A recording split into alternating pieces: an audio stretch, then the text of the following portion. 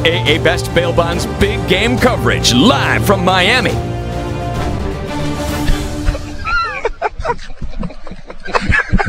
It's the Blitz here on 1250 ESPN San Antonio, 94.5 FM. Off to a good start. We're doing it right.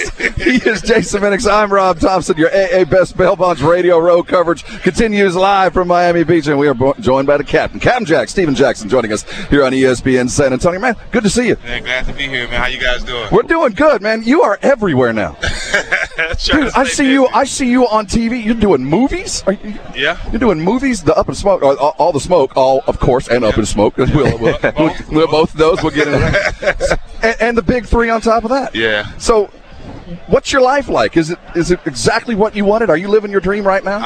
My best days are definitely, now, and it feels good to do it after basketball. I think I honestly feel I didn't get the respect I deserved the way I played the game. I think things that happened off the court overshadowed my basketball career, and I got recognized for a lot of stuff that wasn't positive.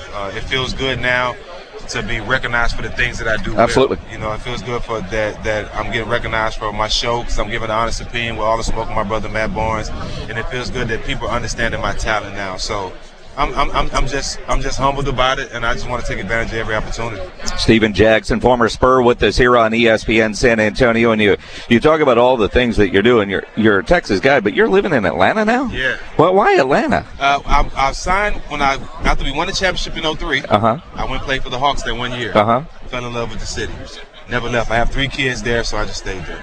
All right. I love Atlanta. That's my home. That's home. For a Texas guy, though, it's not too far. It's not too far. Atlanta's a bigger version of Dallas.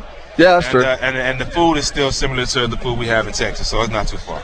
Out of Houston, spent time. You Oak Hills. That's where you went to high school. Oak Hill.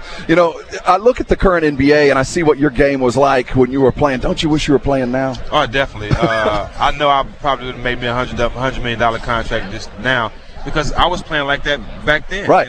We were some of the original two-way players playing both ways, and the Golden State style they playing now, we started that. We started playing fast, so I definitely feel that I could play right now as far as my game-wise, but body-wise, I don't know. These guys are moving so fast right now, I don't know if I can keep up with them. Well, but you get all those DMPs. Oh, yeah. Right. I know Pop started that, and he doesn't want to be known as the guy that started it. But load management days. You think about, we're talking some of these old football players. I saw you just embrace a guy like Charles Haley, and you see some of these other guys rolling around, and they don't practice today. They don't do the stuff that you guys used to have to do. So even just your body, how much better you think you'd feel? Oh man, 10 times better. I mean, if I would have, if they would have gave me a game off, I still wouldn't have took it. I still would have played. But knowing that they're giving guys time to rest, knowing they give guys time to reboot their bodies to be able to play. But I didn't need that. All I needed was a joint, and I was ready to go. There we go. I want to talk about that. Yeah. You've always been an advocate. Always. You've always been upfront about it. Yep. In 5 years, we're going to look back and go, what were we doing? Right. We can already sense the tide is turning. We're going to look back and go, what were we concerned about? What were we doing? Why did we wait so long? Your advocacy has put you in situations that, less than favorable light, and certainly, but the fight through it, I think you're going to get the payoff in the end. Yes. I do believe we'll look at you and a variety of other dudes. I'm going to be a trailblazer. In a lot of different ways. Yes, absolutely. And the blaze part's pretty important on that. Nice. Great wordplay. But I do think you brought up something important. You did get some negative press, and you did, because you've been outspoken. Right. And I'll never be upset with a man who tells what he believes. Right. And you've always been that guy to do it. This podcast, the All the Smoke, this is the best venue you've ever had to do this. Yes. You and Matt are you tell the truth, and it's a pleasure to see. Have you angered anybody? Are you getting feedback from people that when you're talking, you're being honest? Right. Are you getting feedback like, hey man, you got to back off a little bit? You know what? I think the fact that we show respect and we talk to our guests before we're on the show, it's more of a conversation than an interview.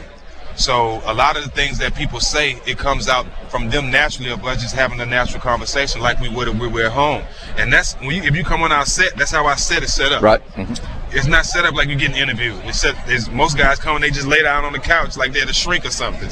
You know what I mean? And we just enjoy ourselves. But I think for the most part, people know that if they be honest with us and if they be unfiltered with us, they already know we coming that way. That's how we naturally are. So it helps people open up. And one thing about us when you come on our show, even if we don't agree, the respect stays the same. And a lot of times people be afraid to go on shows because they know they're going to disagree with somebody, and they don't want to get disrespected. So you as a man and as an adult, you should be able to disagree with someone but still show respect. But isn't that the fun of what we're doing here with media? You know, maybe when you were a player, you probably looked at us a little bit differently. But you know, now it's your opinion is your opinion, my opinion is that. But you can still have good dialogue about it. And you should. You know, everybody can educate you on something different. Everybody knows something that you don't know. And me, I wasn't one of those guys that looked at media a different way. I've always showed respect to media. I've always took my time out to talk, and that's the main reason why when Rachel Nichols got her show, I was one of the first people she called, because every time she came in the locker room, whether I was the last one in the shower, whether she was the last, I gave her the respect. Well, as a guy that was in the locker room and the media scrum holding microphones, there's a reason why there was always a crowd around your locker, because we weren't just going to get a bunch of BS cliches, and we were going to get the truth. And as you know now, you get a good soundbite, and you know you're going to get a good answer. Ginobili was always very honest that way as well. But you look at it and you go, because we want honesty, and then sometimes though when people are honest, then you go, well, he didn't give us the cliche that we thought we were going to get, but you can't say that, and that's kind of that fine balance. So let's take it. Let's do this then. Honesty, you're the man.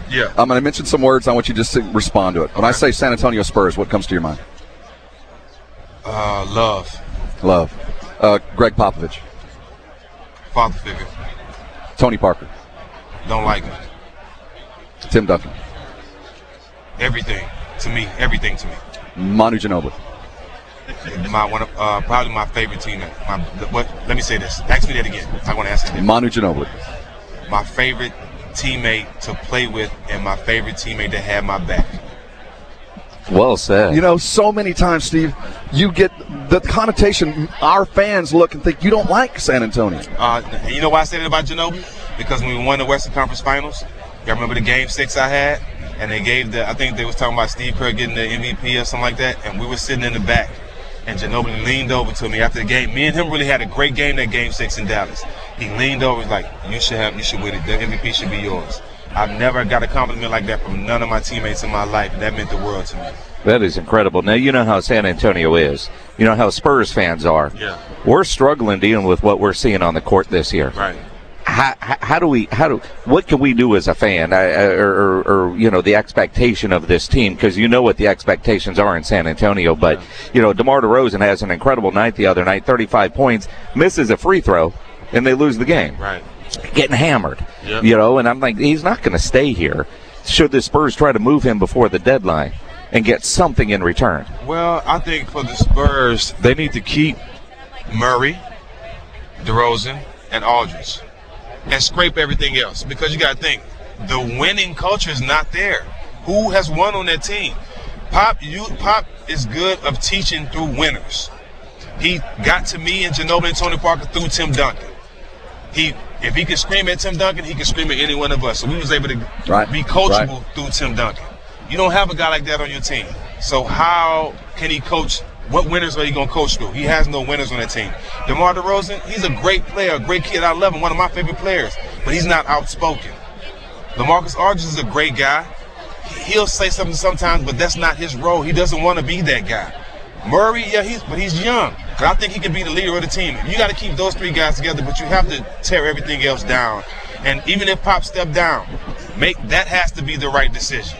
It has to be somebody that's comfortable with moving over to the next seat and not worrying about their spot. And I think it should be Tim Duncan. I think it should be I think if Pop decides to step down, it should be somebody that the players will respect and that comes from their winning culture. Because Tim is the only thing left from the winning culture on that sideline besides Pop.